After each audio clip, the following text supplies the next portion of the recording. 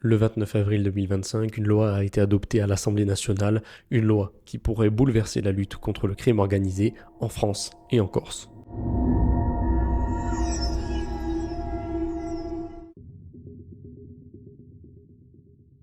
Votée à une large majorité au Parlement, la loi anti-narcotrafic annonce une réponse ferme à une menace qui prend de l'ampleur. Dernier exemple en date, les attaques coordonnées contre plusieurs prisons françaises par le gang des Mafia. Et en Corse aussi, les assassinats se multiplient. Depuis le début de l'année, on dénombre déjà 6 règlements de compte.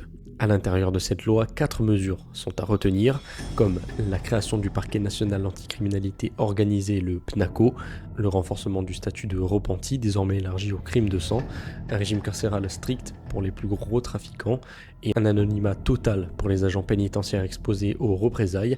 Et ce n'est pas tout. Désormais, tout bien dont le propriétaire ne peut justifier l'origine sera automatiquement confisqué. Dans certaines prisons, des quartiers ultra sécurisés vont voir le jour.